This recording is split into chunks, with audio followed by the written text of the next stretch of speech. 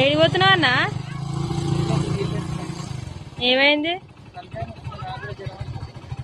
తలకాయ వస్తుందా? బంటు నువ్వు ఇద్దరు పోతురా?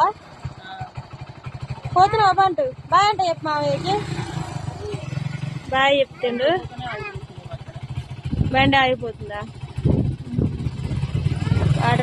ఒక్కదానివే పోతున్నావా? అక్క వస్తలేదు ఆడవయ్యి.